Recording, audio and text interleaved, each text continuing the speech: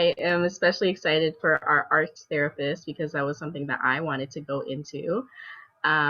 So yeah, thank you for everybody watching on the live and thank you for everybody on the panel. Super excited. Lori, what be it you say?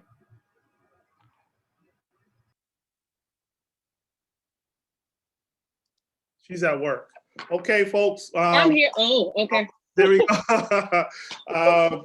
Folks, welcome to our, our 20th event probably for Black History Month.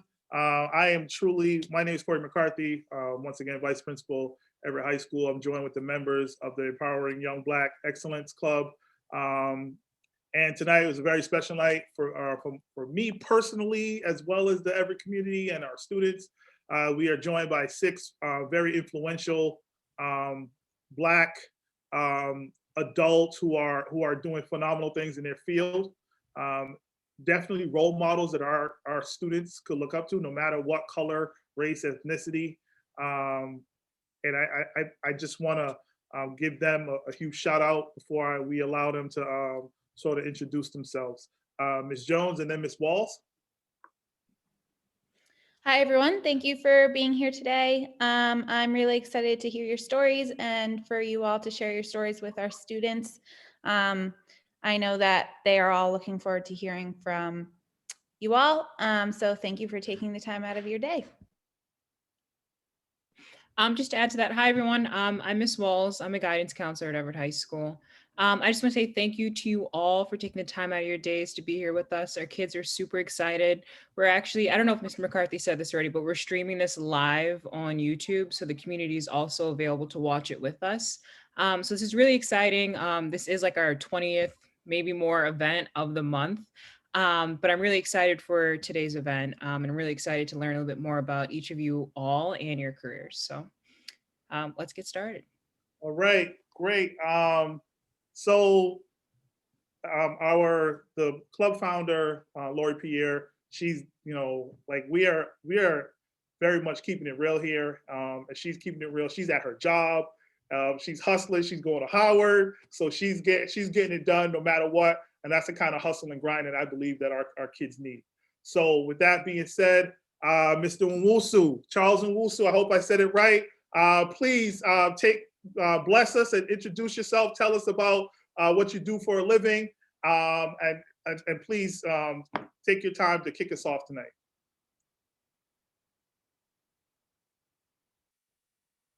You gotta unmute. I think you might have to, yeah. Okay. Yeah. So how much time do I have? Well, it's your introduction, and then we'll get to the questioning. Okay. All right. So my name is Charles Nwusu, originally from West Africa, Nigeria, to be precise. Came to the United States about 14 years to get my PhD. And after my PhD, I found myself working for Takeda Pharmaceutical, and I've been working for Takeda Pharmaceutical since 2014. I am currently a senior scientist. So basically what I do is cancer research and cancer drug development and things like that. So I help the company, talk to the FDA to get drugs approved for patients. Thanks. Thank you. I appreciate that. Ms. Bryan. Unmute. Okay, I got you, I think. Okay, well, I'm Kim. I'm an art therapist. I'm originally from Barbados, but I think I'm a bit of a person who kind of moves around. So I did college in the US, and then I did my master's in the UK. Studied art therapy. I kind of got into art therapy a little bit by chance, really, because I started out doing undergrad in art education. So I was actually a teacher first. And as a teacher, I kind of had all these experiences with kids, and it kind of went into me wanting to do something a little more meaningful. And so I got into art therapy. And from there, it's just really been working in different community projects. I worked a lot in schools in the UK. I worked recently a lot with refugee populations, and now I'm working more with survivors of domestic violence in Trinidad and Tobago. Yeah. Wow. Thank you for that. Miss Adrian. Hi, everyone. My name is Gorelli Adrian. I'm originally from Everett. So this is my hometown. I am the first Black Haitian American City Councilor at large. Also a small business owner with my husband. We own an ice cream shop in Somerville. And I'm also a finance manager at a hospital in Massachusetts. I got my undergraduate from Bentley University in business management and accounting. And I have my MBA from Boston University. Thank you for that. Mr. Irving. You gotta unmute yourself. You gotta unmute yourself, Billy. Hold on. Milton, you can't hear it. You gotta unmute yourself. Unmute, there we go. All right, there you go, brother. All right, right. Of course, the tech guy will forget to unmute. So born in Boston, raised in Florida and Georgia, and then ended up moving back to Massachusetts or to Boston. Went to Northeastern University, also went to Marist College, St. Francis University, social work, got my MSW as well. From there, floated into politics, worked under the Obama administration for a number of years. And now I run a technology foundation in partnership with the city. Also, I am a spokesman for NASA and Microsoft on STEM education. Okay, Mr. Said, sorry. I grew up with this brother and I messed up his last name. Like literally grew up with this brother. Yeah, we've known each other since we were what, 15? Yeah, probably younger than that. Yeah, so I'm happy for you guys. So thank you everyone for having this panel. This is your 20th event, as you mentioned. That's a pretty big accomplishment, and it shows a lot of commitment. I too, like many of you, son of immigrants, I came to this country when I was 6 years old. I was born in Haiti, grew up in Boston, went to the Murphy School, went to O'Brien for high school, went to UMass Amherst alongside Cory for college, and graduated with an economics degree, which was, it kind of fell into my lap. I knew for a long time I wanted to be in business. It was either business or education. So with that said, I got a job out of college making not a lot in compared to my peers, but I really wanted to learn a lot about the stock market, and personal finance was always instilled in me from my mom and dad. So fast forward 20 years now, I'm managing director of an investment banking firm called In Capital. I live here in Florida now, and you know, my passion is just to teach still, right? And I tell everybody, and Cory knows this, like I'm in this business to get out of this business. My passion projects, as of right now, I opened up a school in Haiti in 2017. So we're going on our fourth year now. So paying it forward, you know, people talk about Wall Street as if, you know, we're greedy, et cetera. But I think there are a lot of good hearts. And I think the focus and what I try to instill in everyone is just always, you know, think ahead and be passionate, whatever you like and whatever you desire, because it will come to fruition. I won't ramble on. I know this was supposed to be the intro, so I'm sorry. I'll go ahead. It's all good. We appreciate that. Ms. Owenyu? Hello, everybody. My name is Chiatogu Onyu. I go by Chi. And I am happy to be here and talk to everybody. I am not in Boston. My only attachment to Boston is Cory, I guess. And I did go to school for one semester in Waltham at Brandeis. So my background is I fell in love with science when I was probably in 7th grade with life sciences, and also got enamored by my pediatrician, knowing everything whenever we went to her. So naturally, I gravitated towards science in school. I ended up, you know, oftentimes was told you have to choose. I decided not to choose. I went on and got an MD and a PhD from Duke University. I went to college at University of Maryland, Baltimore County, and then went on to get to graduate school. I've had a couple of stints of different places since graduating. Notably, I went to DC and worked at a hospital where I ran some clinical trials. Went on to work in the government at NIH, the NHLVI, so the Heart, Lung, and Blood Institute, working with clinical guidelines around cardiovascular disease and learning about health disparities. I also was able to direct a nonprofit that was focused on promoting health in young people. And most recently and currently, I have been at Regeneron Pharmaceuticals in Tarrytown, New York, where I lead a team of scientists who help to manage a lot of work around new modalities and technologies to treat disease. So ranging from a wide variety of some of the latest scientific innovations. And I'm really passionate about science and really about increasing our pipeline of scientists. There's not a lot of diversity in science, or at least not notable, not in a lot of spaces within science. And that's kind of something I really hope to change. And I got a lot of mentorship throughout my training that I think was critical. So I'm really into paying that forward and happy to be here because well, Cory asked me on Friday. I mean, come on. Thank you. Thank you for throwing me under the bus. It's okay. So, you know, I'm a little bit like overwhelmed by the amount of the range of not one, the careers. Two, Black folks are just not centered on a slave ship, right? Black folks are centered everywhere, sprinkled everywhere. West Indians, West African, North African, from being from countries in the African. Oh wait, yes, that's right. I'm Nigerian. Yes, I was wondering why you said that, but it's okay. My bad. I was born in the States, but both my parents are immigrants. I'm full-blooded. I saw you, Mr. Wilson. my cousin's. You have my cousin's last name. Sorry. So it just really speaks to for our audience. Really, Black is just not. It's not centered on Blue Hill Ave or just in America.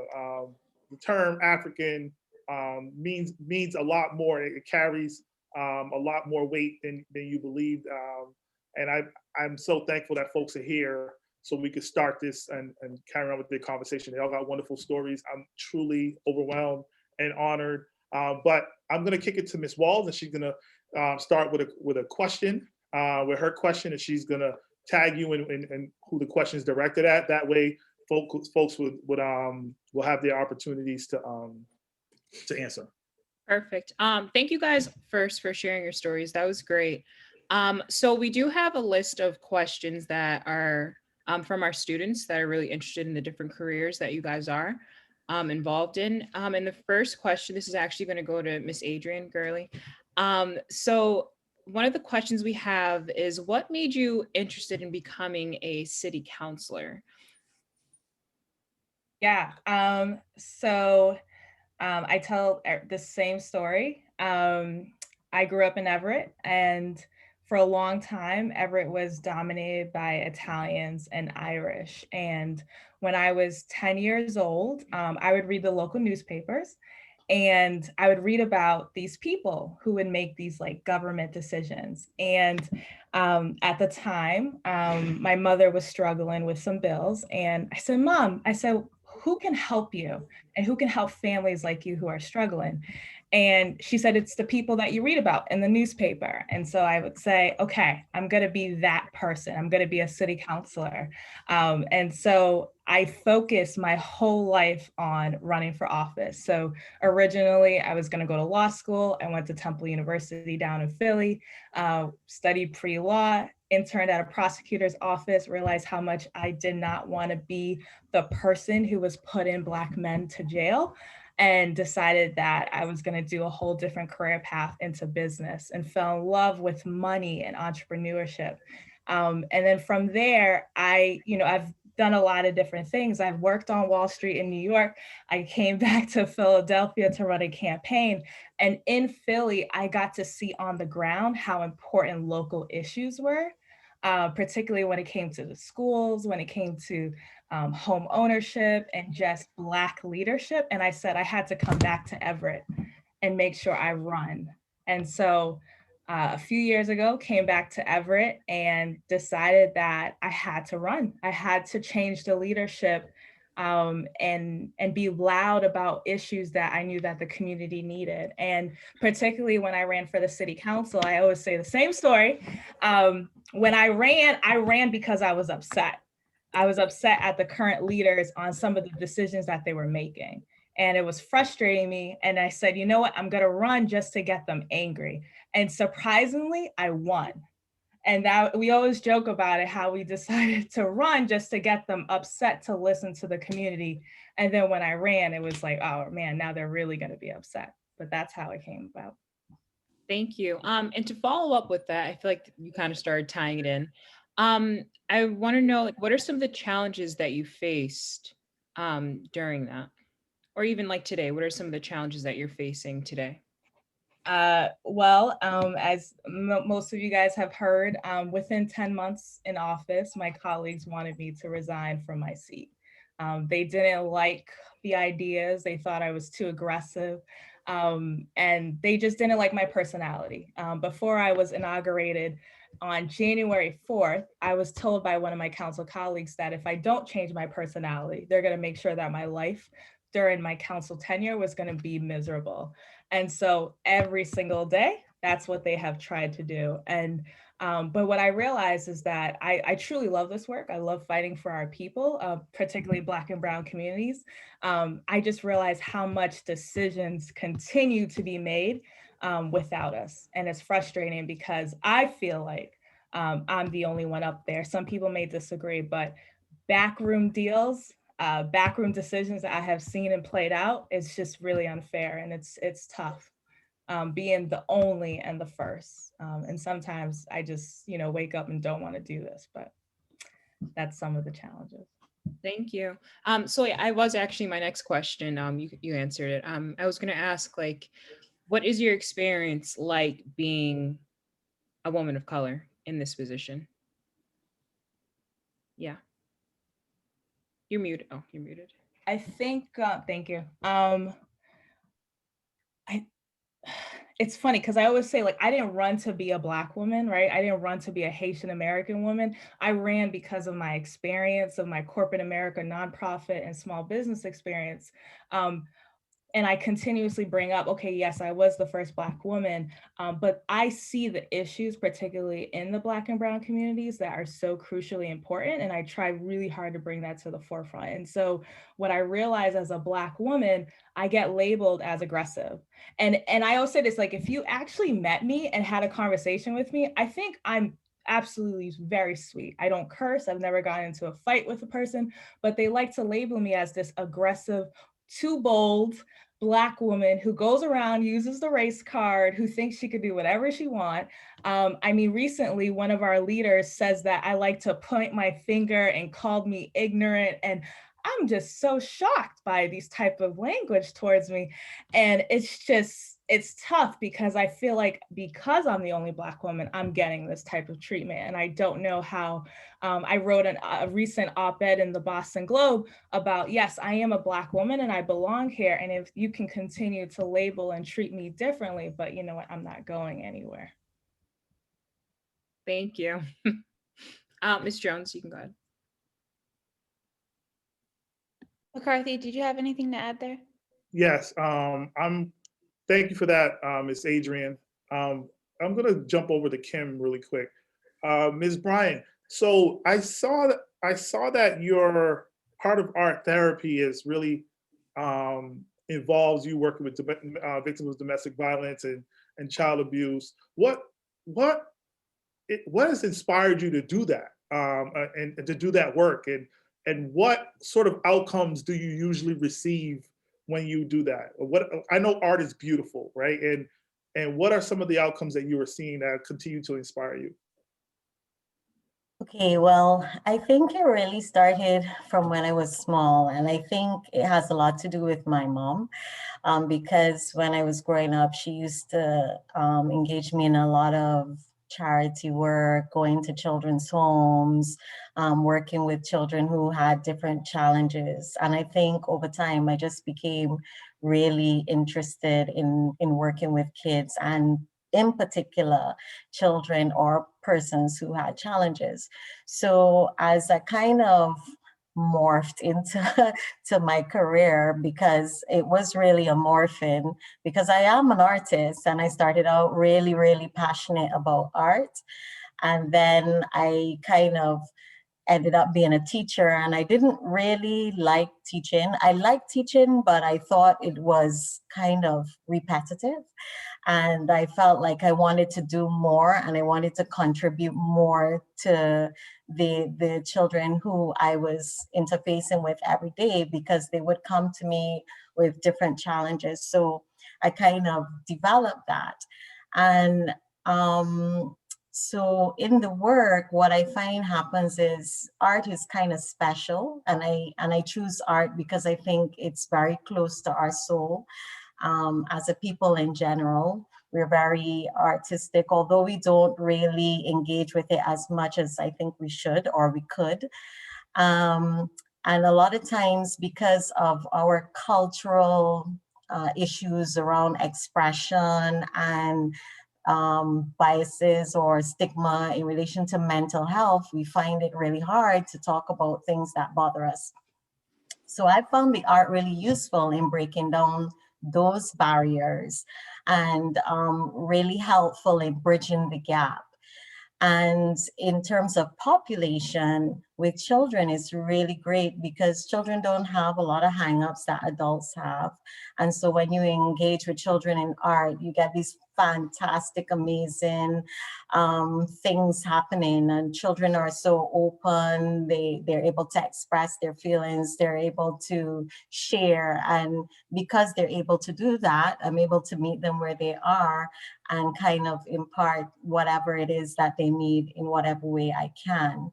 And we kind of work through that process. With adults, it's a little different, but also very useful, because I feel like because we have all of these blocks about mental health and challenges and stuff, when I work with people using the art, usually it's kind of like, oh, we can do this, we can talk about this, it's not as bad as I thought it was. And I feel like it's really helped people to process things that they normally wouldn't process if we were just like sitting down having conversations.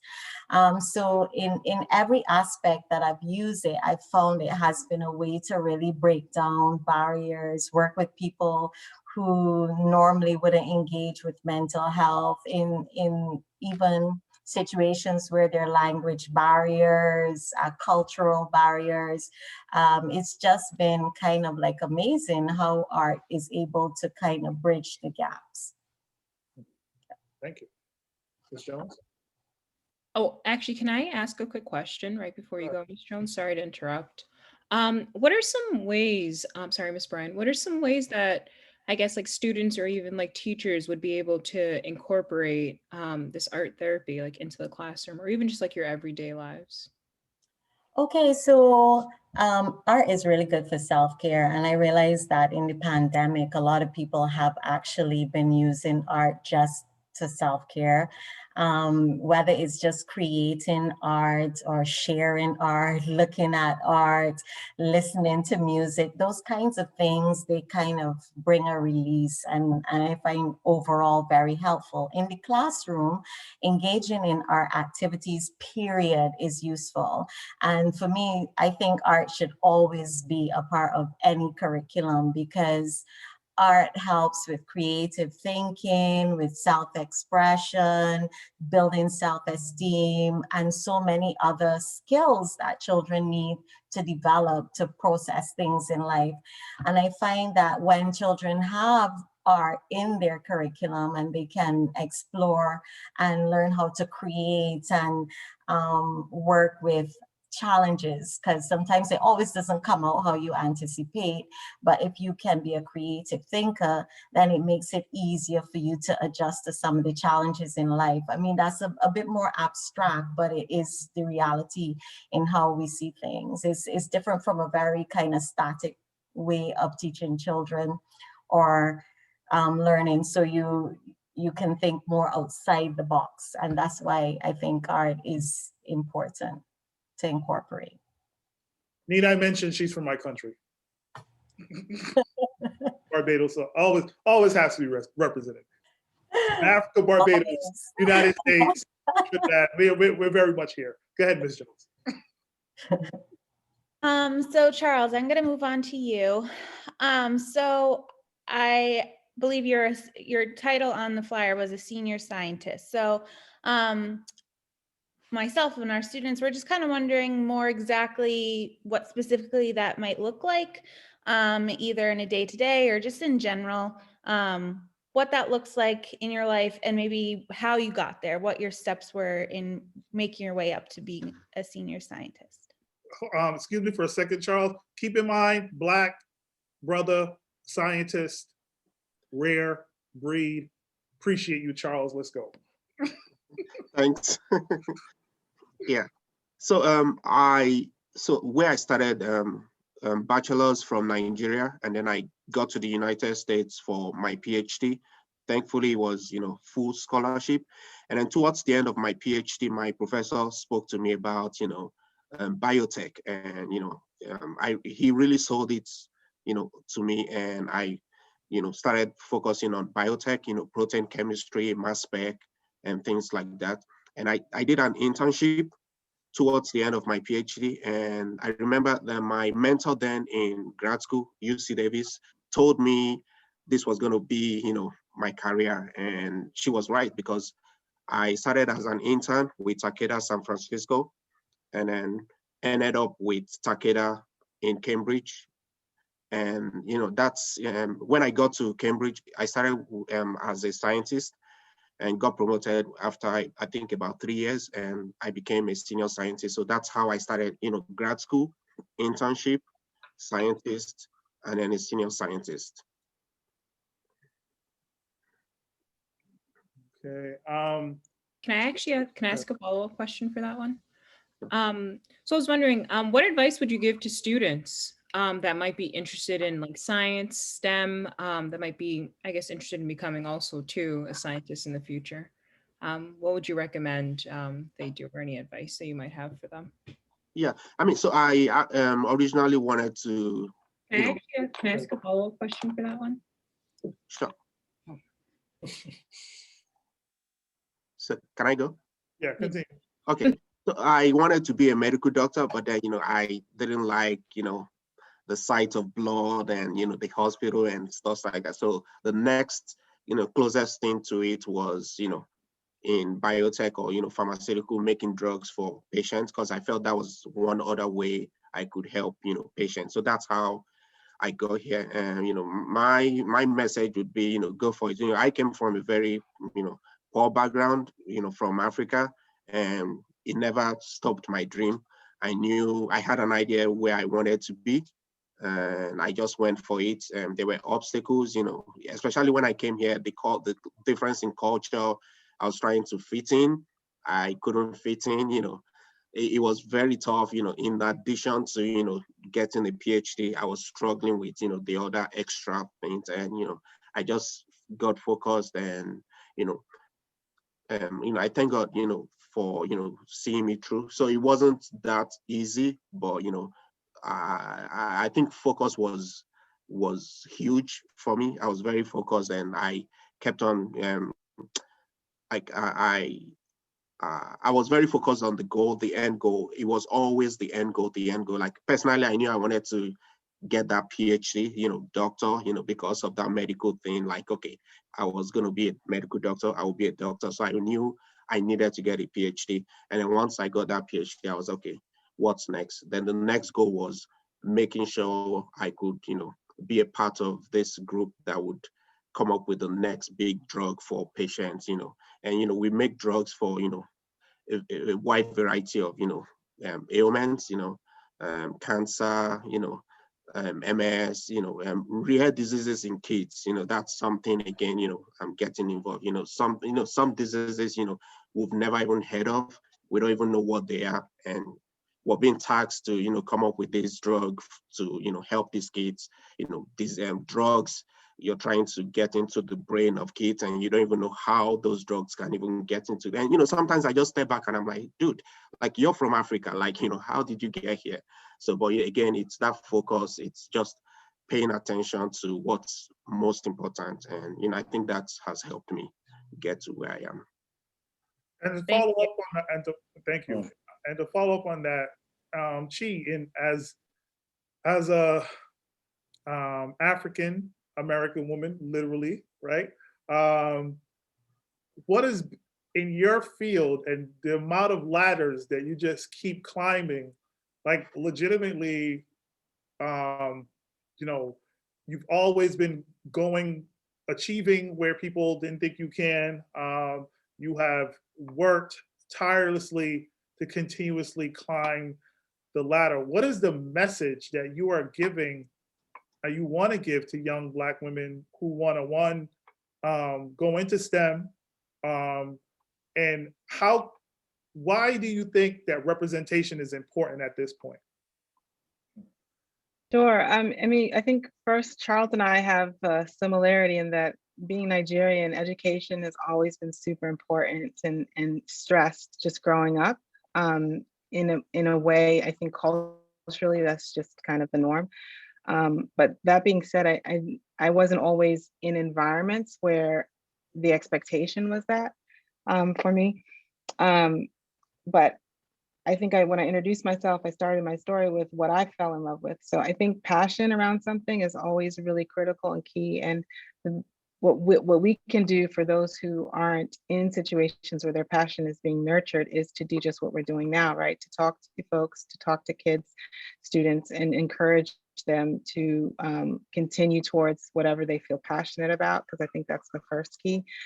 And then I've always had a mentality of what's yours is yours, right? So if there's something that I thought was doable or I wanted to achieve, I didn't really, I guess I'm competitive, but I was never competitive in that, always happy for others to succeed as well.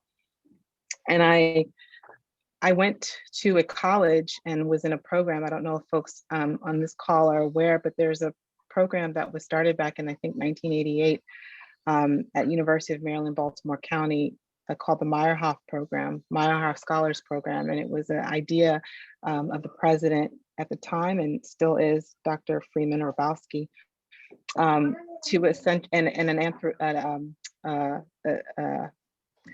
someone in the community who had not seen a lot of African-American males in science. And so they basically got together and the decision was, we're going to create Black male PhDs. So they started this program, and after the first year, they opened it up to women. I won't tell my age, but I was in the program when it was still single digits. It's now in its like 32nd year. And why that was so critical for me was I went to school in a section, I grew up in Maryland outside of DC, and where I went to school was predominantly white. And so there wasn't a huge expectation of the students in the high school that I went to that were Black of achieving. But we had some Black guidance counselors, bless them, because they made sure those who had potential and showed potential were in the right places at the right time. And I got nominated for that scholarship by my guidance counselor. So again, reaching back and the importance of culturing and fostering, nurturing passion. And that changed a lot. And I already had a passion for it, but when I got to college, I was in a cohort of 45 other Black, at the time, it was an all Black scholarship, students who some of them were valedictorians, and I just hadn't seen that kind of Black excellence as an 18-year-old or 17-year-old, whatever age I was coming out of high school. It was really motivational. And I mean, some of these people are like big time now, right? They're creating the rule, right? And so it's no longer an exception. And they're close friends of mine. So it's just amazing what an idea of really nurturing Black excellence can do, like pay forward, like now, however many years or decades later. So that's why programs like this that you're running and things that you're doing are so critical, because we just never know what information we give out. Just telling our stories and being ourselves inspires somebody who may have had doubts or concerns about where they can get to. So that's the message that I feel like I'm given when I'm out there and talking. It's like, this is not, I'm not the anomaly. It's just that I had an opportunity at the time that I did. And there's way more opportunities now than when I was coming through. So absolutely what's yours is yours. Definitely appreciate that. I just can't believe that we're this lucky right now to have you guys here. My next question is directed at Claude and Milton. I'll start with Milton. You know, I always think about the man in the arena, right? And you're just sort of like, how did I get here, right? And I'm a Black man, and I have, my makeup is of these few things, like these elements. Like, what is, and Milton, for you, for, you know, like you talk about the Obama administration, Microsoft, the whole nine, being in that room with folks who are making critical decisions that affect our kids, what are some of the things that you are actively learning or it has taught you? Oh, that our voice isn't in that room for the most part. But I'm one of those people, I call this my digital civil rights movement that I live in right now. And I don't give a damn, excuse my language. Like, I'm all good. Yeah, brother, like I'm in these rooms with these CEOs and, you know, presidents and vice presidents talking about, you know, how they should be thinking about affording access to the underserved. And they're having these conversations like, why do poor people need access to the internet? Like, these are real conversations that happen. And it's just, it's very, very interesting how they can say it so freely, right? And it's just like it's just a thing. And so that stuff empowers me. And it drives me to make change, not just really for myself, but for the people behind me. I mean, you know me, it's like every young person I see, I kind of take up because that's most important. I know it was mentioned about reaching back. Those things are extremely important to me.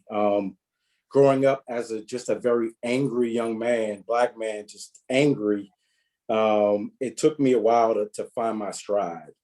And if it wasn't for people who, you know, looked back and saw me and pulled me up, you know, I don't know where I would be, but I know this is where I belong. And I think that is the mindset that I try to instill in young people, is that they belong. You know, they belong here. They have as many rights as anyone else, no matter what the media or an individual might tell them, that they belong. We've been here. And we've been here. Like, people of color have been in these spaces running stuff. You might not know their names, but they've been here. And so I try to also educate folks in saying that, yes, it has not been the norm in your life to see the exposure of someone that looks like you in these spaces, but we've been in these spaces and we've helped make these spaces great. So I try to instill that knowledge. And that's the same thing that I do when I'm in the boardroom, when they happen to say, you know, for a person of color, you're X. Well, I don't even know what that means. Like, for a person of color, for a human, like, what are you even talking about? And number one, my people have been in this space long before you've been in this space. And so I'm constantly having to check people and create that balance, which has gotten me in a lot of trouble, but that's okay. But that's what I try to instill, and that's what I try to leave a mark every time that I'm in a boardroom and I leave, that they know that I'm present, and that they know that my voice is going to be heard. Well, if there's a room, if there's a trouble room, I'm a frequent visitor. Yes, I know. Yeah. Claude, you know, I've already spoke about us, you know, growing up together and everything, but, you know, adding on to that, what was, like, how does it feel to literally, I think you need to stop being a little humble and really get on your soapbox and talk about being in the room with stocks, with bonds, and guys who just make a ridiculous amount of money. What continues to inspire you to stay there, and how could our kids get there? Because that's what they want to see. Like, they don't think it's just like walking into ninth grade and you hear that Bentley University is $70,000, and kids are like, hey, my family combined doesn't make $70,000. So getting there and staying there.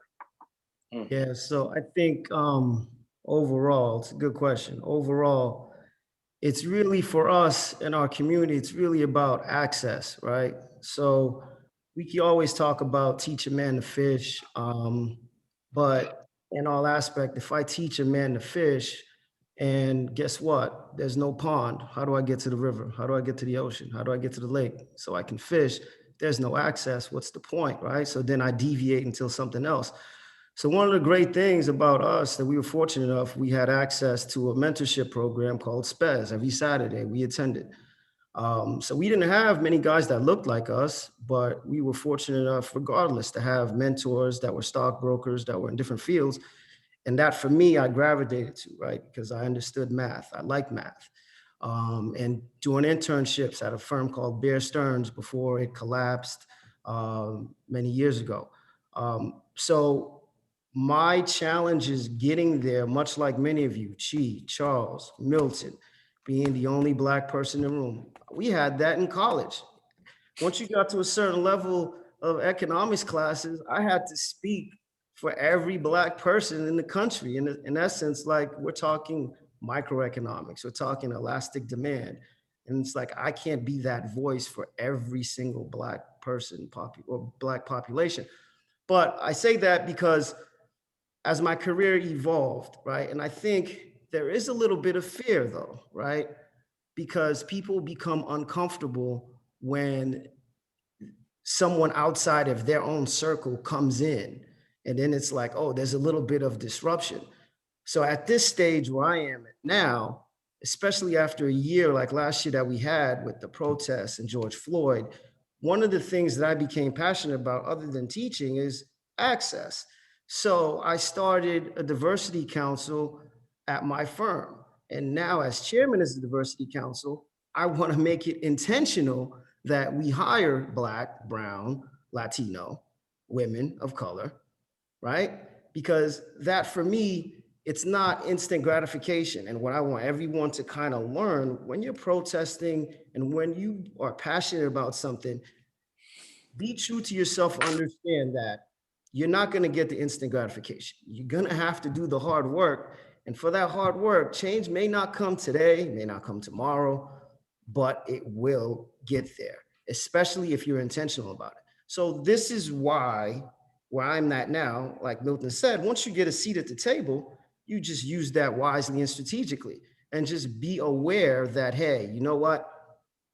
My interns that I'm going to hire this summer, they may not work on Wall Street for 3-4 years. You don't know. They may get a job and may leave. But every person that I've put on, all I asked of them is, hey, what I'm doing for you, make sure you do that for someone that looks like you as well, once you get to that point. And I think once we do that and we continue to grow that way, then you'll see the difference. I mean, it's Black History Month. We can't not talk about Malcolm and Martin. Everything that Martin Luther King did, he's seeing it come to fruition now, because diversity inclusion now is a part of almost every single corporation. We have clients that won't do business unless we have some diversity on our board. And that's real. And this is where we're coming to. And this is the shift that everyone's been waiting for. So I think now it's always been about access. Like, I mean, what I do, it's intimidating, but if I teach someone, if I have someone next to me, if I have my younger self at 20, 21, getting out of college, I teach them how to do this, absolutely you'll sustain. Absolutely. But what happens is Mr. Managing Director at the time wants to give the internship or the job to his neighbor or someone who caddies for him at the country club and things like that. But and again, it goes back to my access. So I think the change for me is, as we continue to evolve in where we are in 2021, being able to be accessible to the youth and teach them, like, hey, listen, this is what you are capable of doing. Please don't be intimidated. If you're interested in it, please step forward. So that's my stance. Wow.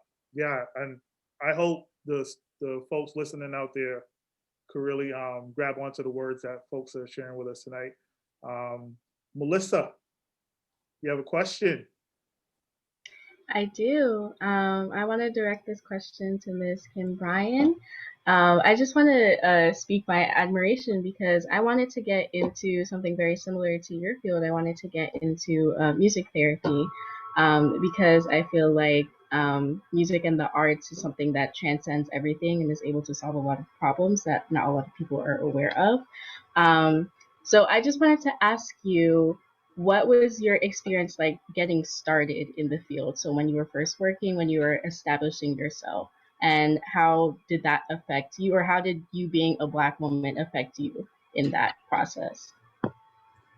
Oh, okay. So I guess I have to start at the training. It was a very interesting experience for me because I was the only Black person on my training. And traditionally, therapists tend to be older, white, middle to upper class ladies. Not a lot of men in therapy either. So it was a little bit of a challenge for me because we spent a lot of time together, and it was really hard sometimes to articulate my feelings and point of views in such a vulnerable space, because a lot of times I really kind of got the sense that people did not get me. They didn't understand my point of view or where I was coming from. And there were a lot of moments where there was a lot of elephants in the room. There was a lot of unspoken things, and a lot of times where I felt like we left a lot of spaces with issues not really being confronted. So the actual process of going through it and studying for it was hard. It was challenging being the only Black person and continuing to be in those spaces for quite some time.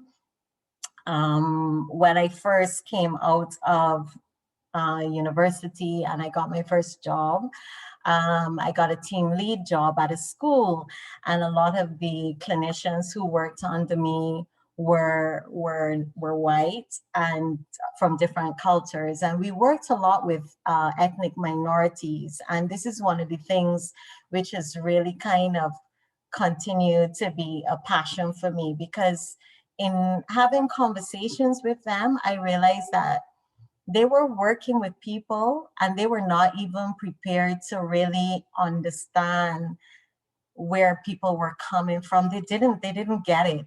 And so they were making like lots of comments, and it was really kind of heartbreaking for me because I was thinking, these are people who should know better. These are people who actually go through training to be empathetic and to care and to understand about people, but they just didn't get it. And I felt very passionate about that. And so I kind of went into this whole thing about trying to educate my colleagues about cultural competency, because I felt like if you're working with people, you have to at least make the effort to understand. And so kind of branching out from that, I kind of thought, well, as a person of color, I understand some of the challenges that we face. I don't understand all because it differs from culture to culture. So we're always continuously learning and adapting, but at least I can be open to that. You know, I can share my experiences. I feel like I know some of what we need. I know how to relate to another person of color, and I don't want to have to struggle through these difficult challenges, because I myself had to go through therapy as part of my process. And it was really challenging for me because I felt so disrespected a lot of times just by the idea that people didn't take the the opportunity to kind of investigate or to learn. So moving on from that, as you get started, you'll find that there are not a lot of us in therapy spaces. And culturally, a lot of us don't understand or don't see the value of working mental health. I think it's changing now, especially from everything that's been happening. I think we're becoming more aware that a lot of where we're at has a lot to do with our history and our past and how much it has impacted us. And we're learning that we have to be able to process that in order to be better, and not better just as in better achievers, but better as a holistic kind of outlook, because we are achievers. This is how we learn. We learn we have to achieve in order to be, but the achievement does not always look at how we are in our mental health, in terms of how are we coping, how are we managing relationships, how are we managing anger, how are we relating to ourselves with each other in society, how are we dealing with conflicts and things like that. So in terms of developing that, it's been difficult, but I find that more persons of color are becoming therapists, and we're building a network, and we're learning that we have a lot of resources amongst ourselves, and we have a lot of value that we can share with each other. We're also learning that it's okay to kind of stand up and say, this isn't working for me. You're not training us in a way that is helpful. And I know a lot of persons have also been saying that the education you give us is not really relevant to us. It's actually kind of shaped for a Eurocentric kind of way of thinking. It doesn't relate to us. So part of that is also building research and doing our own thing. I know it takes time. Somebody said that it takes time. It's not like an overnight thing. So we kind of learning to kind of collaborate, build resources, encourage other people who are interested in it to kind of build on what we have and to develop as a people together. And I think that that is really where I am at now in terms of my profession.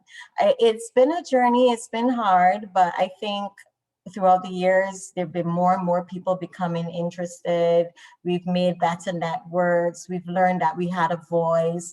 We've learned to build our voice together as a community of creative art therapists, and we're getting somewhere. So especially in the Caribbean and in the United States, because there's a huge network here as well. Yeah. Does that answer your question?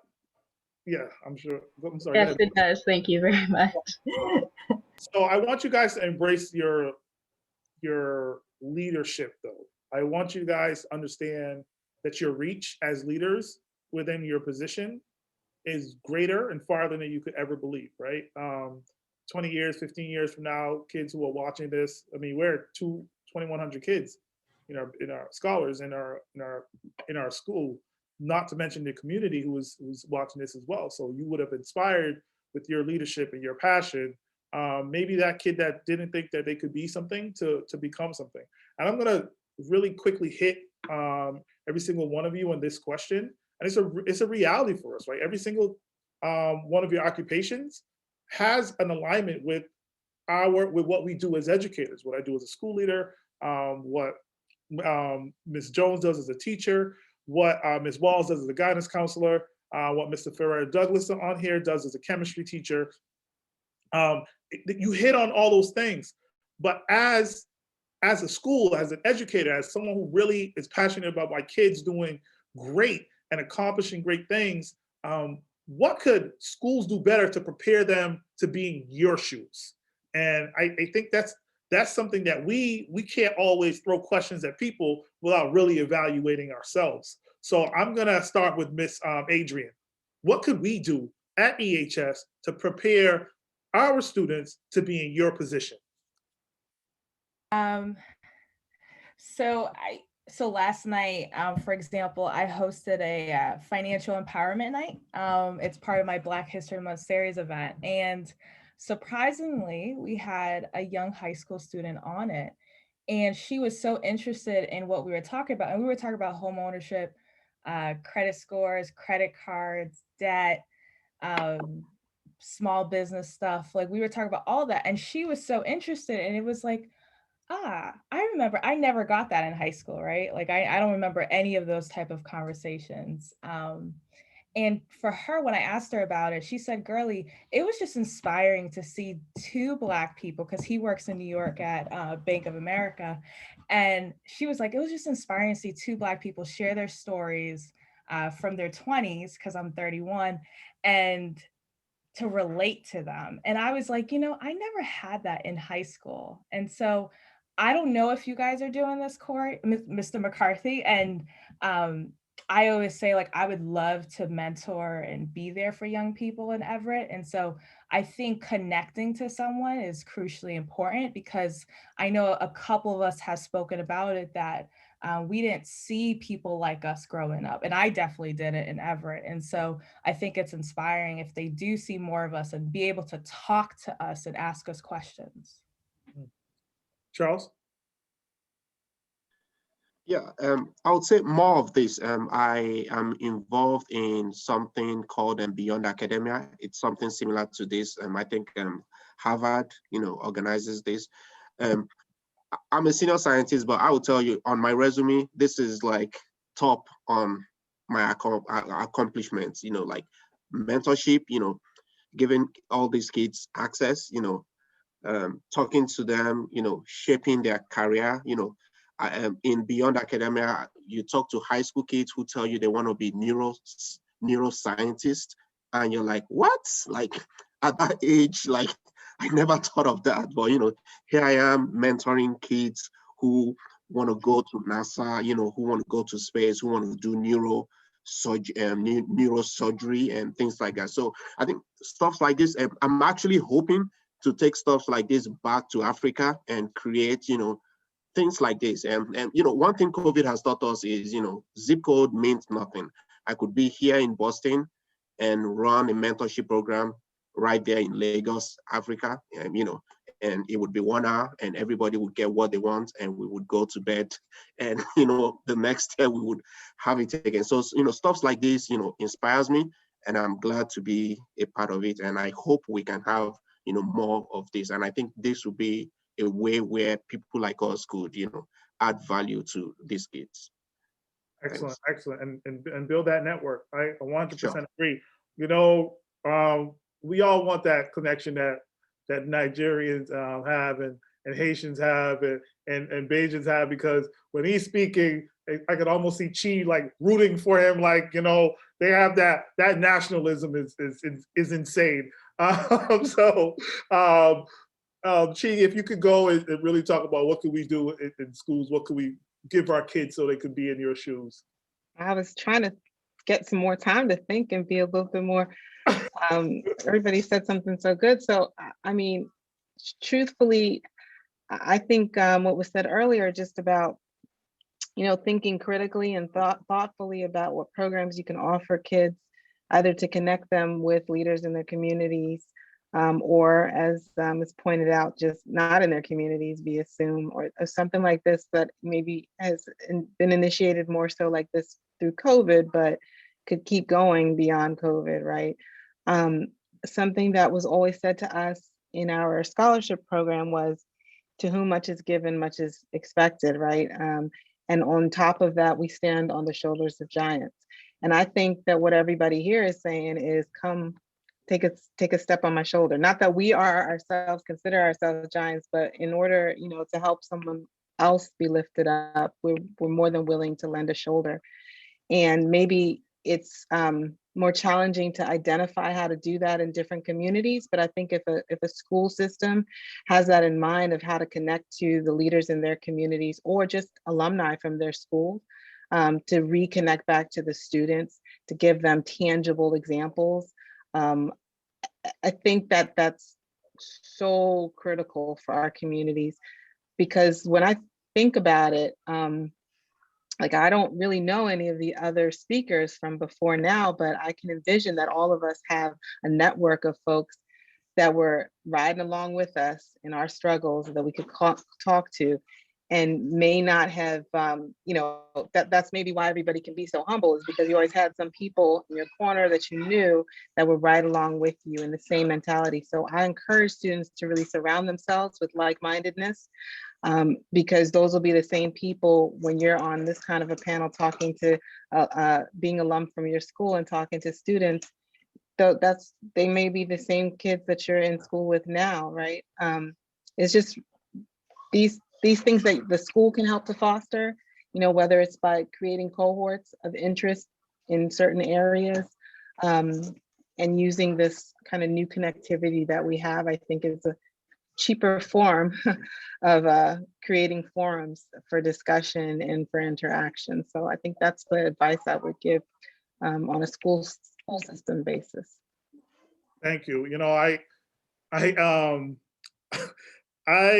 asked this question to all of you, and Milton, you know, what could schools do better? And Milton came to my previous school and came into school and was like, I'm gonna tell y'all what to do better, or I'm ready to listen. And he really took on 2 or 3 of my kids, and like he came with this bag with the sign on it, like all the technology. If you talking about, this dude probably has Avengers episode 9, a movie number 9. He got everything. But what are some of the things, Milton, I'm just jumping to you right now. How can we prepare our kids to sort of walk in your very big shoes? Well, I would say that I think we all kind of touched upon it. It takes a village, right? And educators need to know that they're not alone. And, you know, I would want somebody who's teaching me to be very bold, like yourself, to be very honest with you, because, you know, my frat brother called you or whatever happened, and you all brought a whole bunch of kids when I spoke at Harvard, you know, and those types of things I think are extremely important for young people to see us in action, number one, and then for teachers to know that they're not alone. And, you know, I'm not an educator in the school during the day, so I don't know the type of access that you all have. But I think to be able to speak up to administration and say, hey, we need to find people that look like these students, because I know that they're out there. And to be able to be a champion like yourself, that has put like a tremendous amount of effort into your work, that has amassed these beautiful kings and queens on this panel right now. I mean, this right here is what needs to happen, and it needs to continue to happen. So if this then spawns another teacher to say, hey, how can I get in contact with Claude, or how I can get in contact with Milton, or whoever it may be, I think that, again, right, it's that reach back, and it creates that snowball effect, which then empowers and inspires our young people and also the educators. For one, I know for me, technology is constantly changing, right? Every second is changing. And so I know it's also hard for teachers to also be on top of certain things because they have so many other things to do. And so for me, it's like, okay, give me some of that weight. I can hold it, you know, like give me some of that weight, and let's do it together, because it is a village, and it's important that we all remember that. And I would like all educators to walk by that as well, and to know that they're not alone in this. Right. Absolutely. You know, and thank all of you guys for your responses so far. I just have fond memories of seeing some of you really just go get things that people didn't think you could go get. And that brings me to Claude next. Sort of share what could we just had a financial literacy event last week, the week before, and it was wildly successful. Mr. Ferrer Douglas, he conducted that. He did a great job. But on your level, right? Why is that super important? How can we get them to you? Well, you can reach me anytime you want. You know that, right? So I think if you're able to continue programs like this and push the city council, hi Girly, and everyone to kind of keep funding this and demand funding for it, I think that's key. Because the thing about it is, and I get it, and as I don't want to be redundant to what everyone else has said, but it's not just the kids that are going to go to Harvard, right? I think you got to give access to the C students too, the students that are, almost failing, the students that, are struggling. They need it too.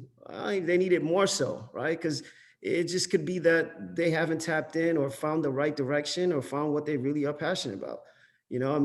Majority of entrepreneurs in this country didn't even go to college or left college, right? College isn't for everyone, so it's not necessarily, hey, you got to go to college and do A, B, and C. I have some successful guys that worked as salesmen in some of my firms that made $1 million a year, didn't go to college, but they had that business acumen. They found what they were good at. And by doing that, by training folks to be prepared for that hard work, for something next level, it just helped. And I mean, for me, overall picture, what I want for our people and for everyone is kind of build not just financial literacy, but financial legacy, right? So be inspired by the fact that you're going to leave something for your kids and your kids' kids. So when you think that way and you possess the acumen and you're trained that way mentally to kind of go after it, it leaves a mark, right? And I want everyone to kind of understand, that it doesn't just need to be the A students, right? It could be, I do want to talk to the D students, I want to talk to the guys that are struggling, the guys and gals, I should say, because I was once one of them. I remember, look, majority of people in here, Caribbean descent. I came home, thought I was cruising freshman year in high school. I got all C's. I'm happy because I got to chill. My mother whipped my ass, excuse my language. What are you doing with all C's? So I had to straighten out. But in that, it's a different method for me. It just triggered something. All right, I got to do it, right? But for some, they don't have someone home checking them, pushing them. So I think we also have to keep the mindset of we want to focus on some of the kids that aren't going to get scholarships, because there's still room and there's still time and there's still opportunity for them all. Thank you. I seen your journey, man. I appreciate what you have done for me as well. There were times where we didn't have much, but it felt like we had it all. Kim? Well, I think I'm going to repeat most of what everybody already said because I absolutely believe in mentorship. The reason is a lot of people don't have someone to say, hey, these are the possibilities. These are the opportunities out there. This is what I've been through. This is what it could look like, and to continuously encourage and give ideas. And I think that is an important part of any program. I know it's not always possible, but I think setting up resources or networks where children have the opportunity to access things that they're interested in or passionate about would be very helpful. Yep. Thank you. We as educators, I always tell people, and we have Ms. Jones and Ms. Walls and Cortland, in many cases, we just always talk about like getting people to understand what this journey is like for our kids. But then getting people to understand that we're like telling the truth, like it is difficult. But the beauty of what you guys are doing and showing us tonight is that there's a path, right? And we are just trying to, everybody's like off the rails right now, but we've learned to multitask. We've learned to really, really find our way and find our path. Miss Adrian is on the city council right now as we speak, going back and forth. I hope I didn't get her in trouble for that. And that's real because that speaks to her dedication to our students, her community as well. So we're going to take a couple more questions and then we'll close out because I know you guys have lives to change and lives to tend to. So, and Lori? Right, give me a second. I'm trying to go somewhere quiet so you guys can hear me properly. It's all right. So yeah, go ahead. You ready? Right, okay. Well, I just wanted to say that I completely agree with the mentorship because I actually did a program where I was being mentored and a lot of students don't know what they want to be, but if they have the right mentorship and they have the right like ideas and they have somebody focusing on them and only them, they can know what they want to do. And I really believe in that. And that program was so good for me. Like now, so many doors are open to me, like in the medical field, because I do want to be in the medical field because of mentorship and because she had experience as well. And so I'm a firm believer in that. And I really think we should do that. It would be great. And the question I have is for Claude. Hopefully I said your name right. Yeah. I love your process. I'm so inspired by the process. And you're a Haitian American, right? I am. Yeah, I am also a Haitian American, and I am a firm believer in giving back to your community. And you've given back to Haiti. You actually built a school, and I was actually really inspired about that because I actually wanted to do something similar to that. I actually wanted to build hospitals in Haiti and clinics, and I just wanted to know how the process was like, and how did you actually build the schools? And I just want to know the process so like I could get an idea of what I can do, Yeah, of that's course. all. I mean, I'll start high level, and after this, Cory will get you and I in touch with each other. But man, if you think of Haiti, most know it as the poorest country in the Western Hemisphere, but our people are extremely strong.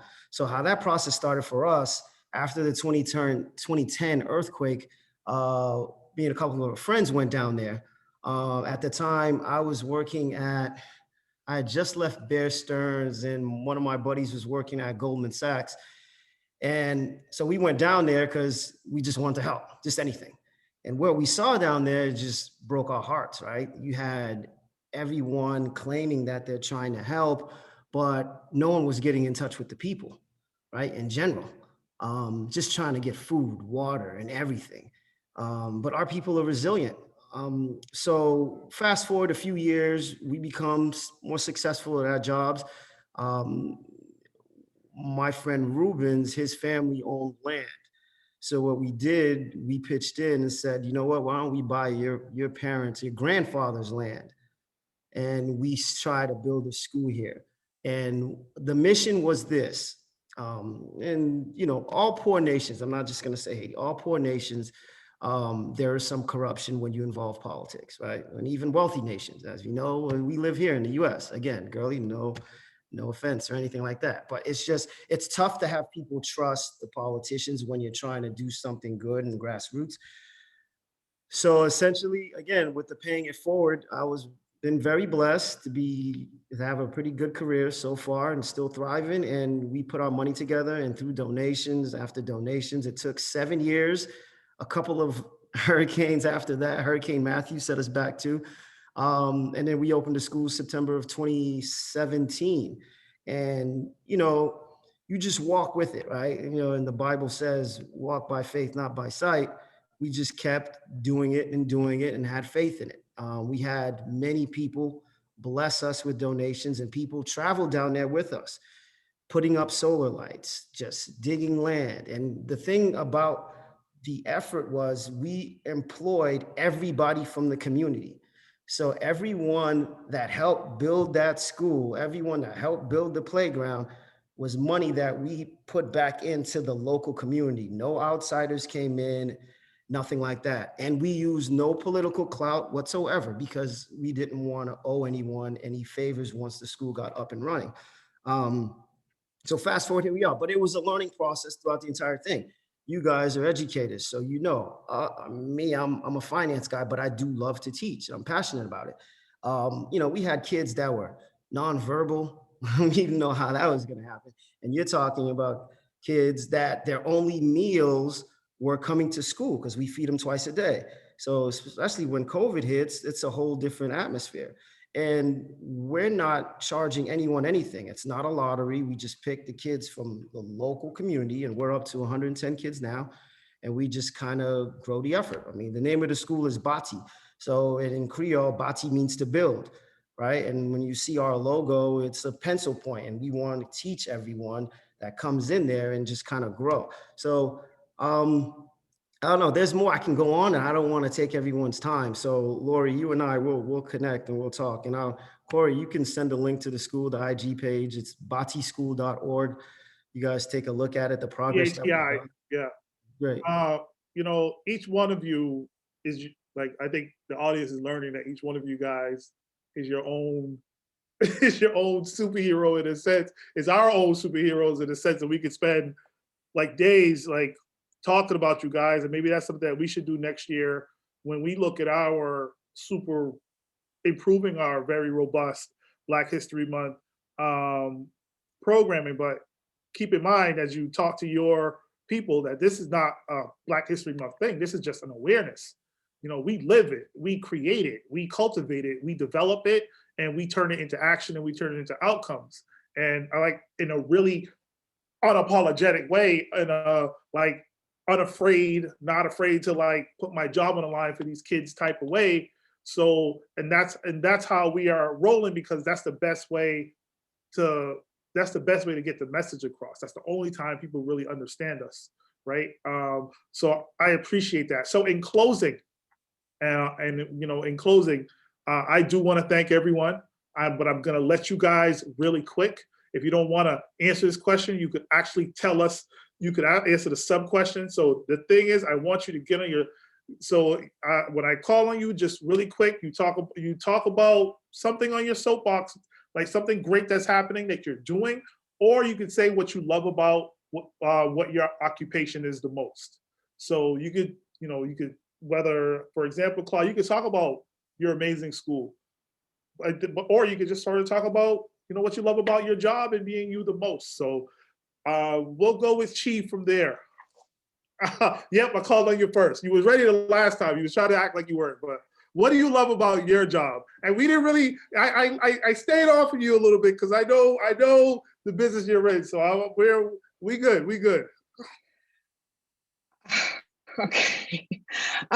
Yeah, so I love the concept of translational science, meaning you take something out of nothing and you create something for people.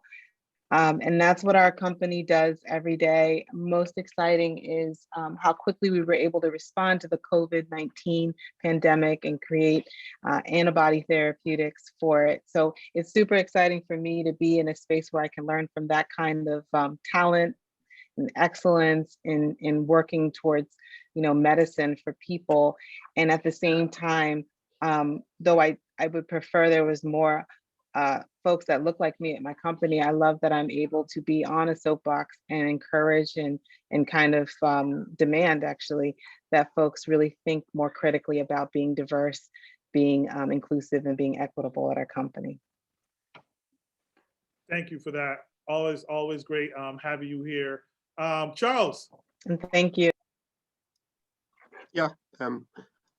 For me, it would be, just the idea of having the opportunity to be able to help the company I work for, Takeda, to explain, to characterize the drug we make. When you go to the FDA, you don't just tell the FDA, this is a drug for cancer. You have to break it down to the FDA, like tell them every single details. So I'm just glad to be a part of a team, of people who do this kind of work and talk to the FDA. And, you have patients waiting on the other line. Like we've had patients, come over to us, we've had seminars where people have told us like, this drug cured me of cancer, of, HIV, of this. And, you're just sitting there like, I thought this was just a chemical in the lab. And so, I love science, but, the reality of science is what, inspires me, where, there are patients, like when COVID started, I thought, we're just going to stay at home. But we got this email saying, hey, you're an essential worker, even though there's COVID. There are people dying of cancer, people dying of HIV, like you need to go to the lab. And, I just jumped up and I was like, yay, I'm an essential worker. So stuff like that is what, keeps me going with this kind of career that I'm on. And I just thank God for, putting me in this right place. Talk about waking up and just be like, hey, I'm gonna just go save the world today. We just go save 100,000 people today. Thank you, Charles. We appreciate that. Ms. Adrian. Okay, sorry. I think the best thing about like being a city councilor, and especially not caring what anyone has to tell me what to do, is that I get to wake up and really, I could see the changes and the impact I have like on residents and students. Like I'll never forget when I had Congresswoman Ayanna Presley at one of my events, and a little Black girl went up to the front and instead of talking to Ayanna, spoke to me and said, "You inspire me because you care." And I think for me, that was just so touching because I don't do this for title, I don't do this for recognition, but it's literally just to inspire others to want to do this type of work, because I don't get paid a lot. And I work long hours and I work multiple jobs, but I know that I'm really making a difference. So thank you. 100%, and we feel it. We feel it. Claude? I don't know, there are many things, but I'd say like maybe my top two, not just having a seat at the table. I think there was for a long time when talking to clients via phone and then finally getting to meet them and they're like, "Oh, I didn't know you were Black," right? Oh, you really are real. Like, I know what I'm talking about. Somebody said that to me today. Somebody called me, was like, "Hey, you're a Black guy?" I was right. like, Stuff like that never ceases to amaze me still. And believe it or not, like sometimes it's our folks doing the blocking too. I remember first time coming out, I reached out to a gentleman, I'm not gonna say his name, but he literally told me, he's like, "Bro, I mean, I like your resume and all, but I'm trying to be the only Black dude in here." Literally said that to me, and I was like in shock. But in the event, I'm looking to change that, and I'm changing that. So that attitude ain't for me, right? So I think one of the things I aspire to for all the young people coming up, or even young, old, whatever, anyone that wants access to this business, I'm happy to share my growth and my knowledge to everybody. You know what I mean? Because I don't feel like I have to be threatened by my brother doing well, my sister doing well. That's not in my DNA. So those are the two major things that I'm able to be very proud of now that I'm here, to be able to just kind of have a pretty strong reach. So. Thank you. For sure, that definitely. I've seen it, witnessed it. Kim? Well, I'm passionate about working with communities and people, and so my goal really is to work on a model for trauma-informed care and looking towards community healing using the art therapy and building on research with a focus on generational trauma. And that is my passion. Thank you. And finally, Milton? I'm going to peel back the layers. I know we've all been talking about our professional journeys. I want to get into on the concrete a little bit and just say that, I am a survivor. We all are survivors. My mother was murdered when I was 18 months. Dad was a Rolling Stone, lost a lot of friends to drug violence, gang violence, and that is a real thing. But still we rise. And again, it's that village, as I talked about before, that will allow us to continue to be nurtured and inspired. And something that I'm going to ask all the young people on the call, and I think Claude mentioned this earlier, I mentioned your name a lot, Claude, but is I want everybody on this call, these young people on this call, to make sure they tell people about this moment that they're in right now.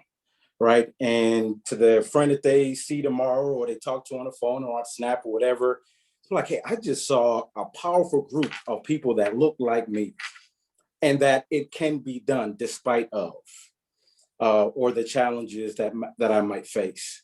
And so, yes, our professional journeys have been very hard. They've been very fruitful, and we're all inspired by them. But I know there's another journey that it took us to get here, that took us some time to get here, and we've all faced certain things. And I just want, these young people to know that no matter what they face, that you can overcome it. It is something that is yours once again. And so keep believing in yourselves, keep striving, reach out as much as possible.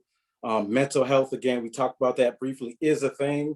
And I know I'm experiencing it now through COVID and through loss. I'm experiencing it. So mental health is important. So I also want to throw that out there to the young people as well, to seek help and to know that you're not alone.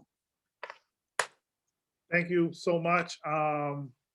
It's key, as an educator, speaking for educators, we understand that the work that we're doing with kids, especially kids of color, underserved, underrepresented, many living in poverty, that, this work is justice. Like, it's truly justice compounded with being rocket science. It is true rocket science to try to figure out hundreds and upon hundreds, possibly thousands of kids. But that's what we're in this business for. So as we wrap up, I want to go, I'll save my thanks for last, but I'm gonna go to Melissa right now. Melissa, close us out.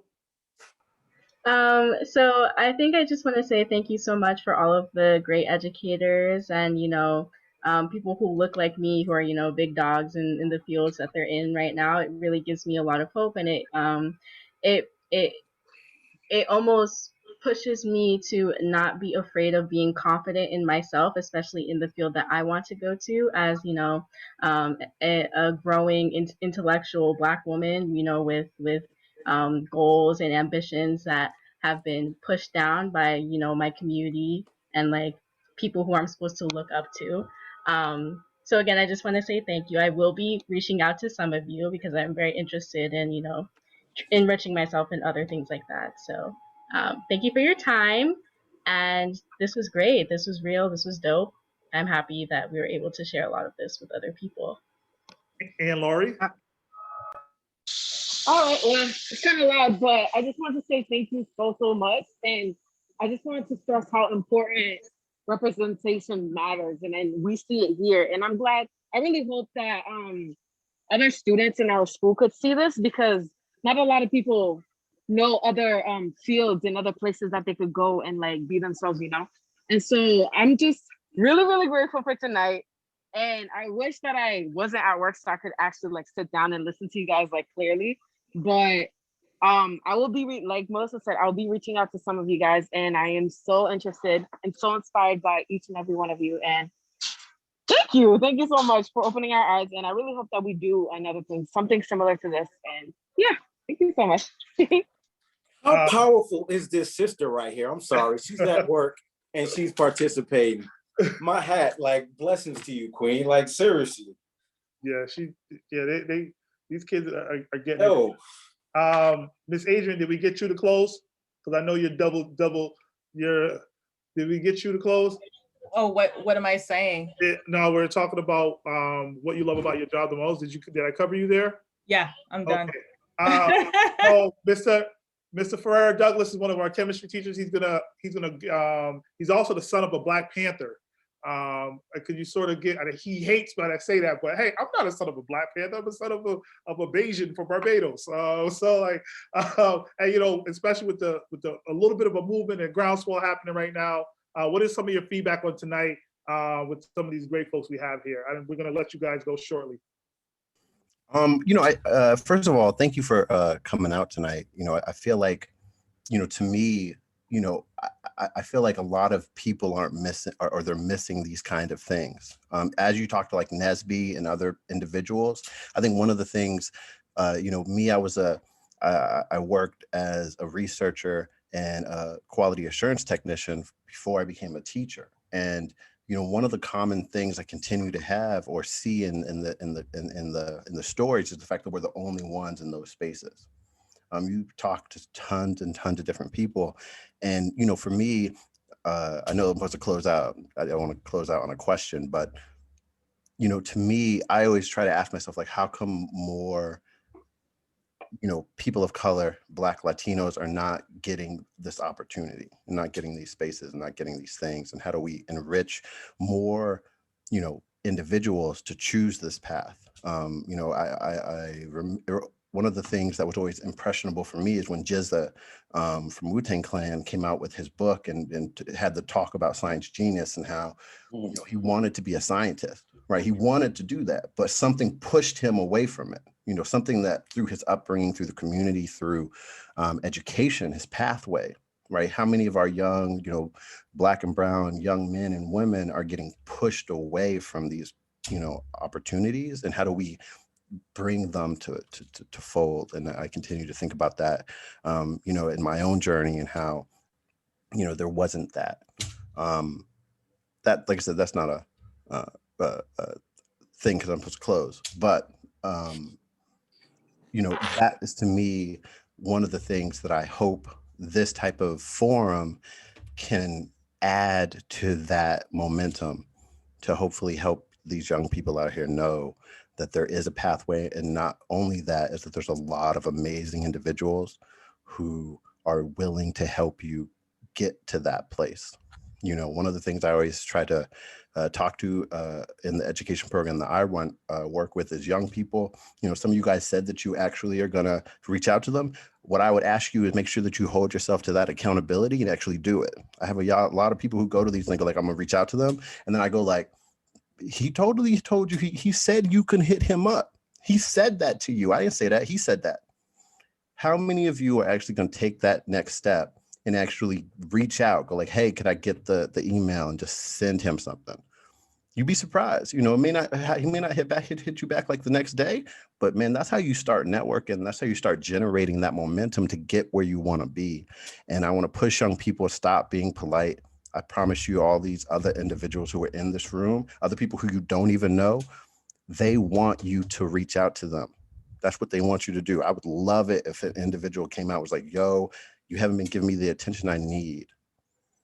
And I'm trying to be something, and I need you to put that there. And I think that a lot of people, a lot of young people are too polite to the individuals who can help them. And so I would push young people to please, please, please seek out those opportunities, and then, act on them, because there's a lot of people who are in your corner. Thank you for that, 100%. Ms. Jones? I just want to thank you all again for taking the time. There's really nothing more that I can say that hasn't already been said, so I'm going to keep it short and sweet, but thank you all for taking the time out of your day. Walls? So of course, yeah, thank you all for coming tonight. But I just want to say, I think you guys have all really affirmed for me that I love my job and that I'm very happy being a counselor. Each of you guys have touched on how important mentorship is, and the fact that I'm in a position to actually build those connections and to create that network for my students is huge. And like, this conversation tonight is a start of that, and I really want to build on that. And I'm very happy to have had a chance to speak with all of you guys, and I hope that we can continue this moving forward. But you've affirmed that for me. Like, I love my job and I want to do more, and I need to do more. So thank you all for that tonight. Okay, so I'm gonna, I want to thank you guys for really jumping on board and supporting us, supporting our students. Thank you for your time. Thank you for thinking of us. I hope this is something that you guys continue to do, whether it's with Everett High School or with other kids you come encounter with. I hope it gives you the confidence, because it's still a lot of confidence that you need to talk to kids and to really embrace them. And ultimately, I'm going to leave and end this conversation with the image of what I believe is our kids, in our particular, and in many respects, Black kids and kids of color who are unheralded, right? And this is how I often tell people, this is what our kids look like. These are our superheroes, and they all got a talent, and it's our job to really bring it out of them. So I will leave you guys with that. Thank you everyone for coming out and supporting. This has been a great experience, and I wish you guys the best in your jobs. And I don't know how much that we could do for you guys at Everett High School, but whatever you need from us, you let us know. So for the folks out there watching, thank you for tuning in and sharing this experience with us. Thank you. Thank you. Thank you. Thank you. Thank you so much. Take care, everybody. Thank you. Have a great rest of your night. Thanks, everybody. You too. Bye-bye. Thank you so much. I'll be in touch. Holla at me.